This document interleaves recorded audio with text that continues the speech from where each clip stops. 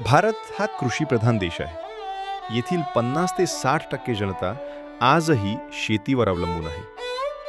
भारताचं खरं स्वरूप बघायचं असेल तर ग्रामीण भारत बघा.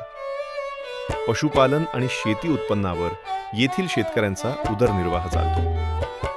भारतीय शेती आणि शेतकरी त्यांचं जीवन अतिशय खडतर, संघर्षमय आणि हलाखीच असलं तरी ही शेतीच त्याच्या कुटुंबाचा आधार आहे. नुकतेच भारताने ट्रेड डीलवर स्वाक्षरी केली. ही ट्रेड डील काय आहे? या करारानुसार भारत अमेरिकेकडून शेतीमाल आयात करेल. यात सोयाबीन, कापूस, दूध व दुधाच्या पदार्थाचा समावेश आहे. त्यावर 0 आयात कर लागू होईल आणि अमर्याद माल आयात केला जाईल. पण भारताला निर्यात करताना मात्र 18% कर भारताला भरावा लागेल आणि फक्त 25% माल निर्यात केला जाईल. असा एकांगी करार भारताने केला. यामुळे आधीच डबघाईस आलेला कृषी उद्योग आणखी लयास जाईल. याबद्दल अधिक माहिती घेऊ अजित नवले यांच्याकडून. अमेरिकेबरोबर करण्यात आलेला टेरिफ करार हा भारतीय शेती आणि भारतीय पशुपालकांना उद्ध्वस्त करणारा करार आहे.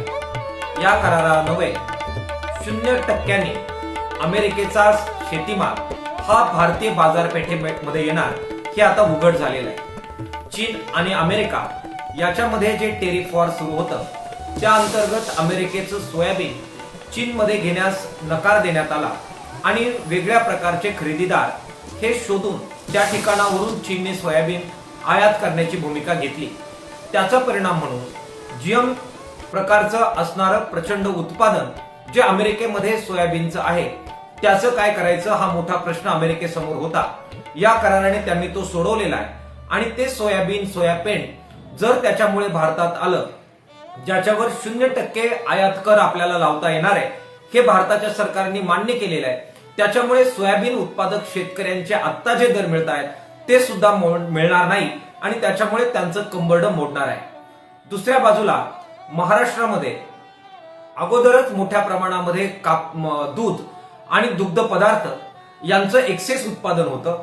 त्याच्यामुळे त्याचे बाजारभाव आपल्याला पावडर आणि बटर याचे आंतरराष्ट्रीय भाव काय आहेत यानुसार ठरवावे लागतात आणि त्यामुळे त्या ठिकाणी बाजारभाव वाढले की दूध उत्पादकांना मोठ्या प्रमाणात त्याची किंमत चुकवावी लागते. आपण अगदी 17-18 रुपये प्रति लिटर पर्यंत दूध त्याचे दर पडलेले आपण पाहिलेले आहेत. तो आंतरराष्ट्रीय भावाचा परिणाम असतो.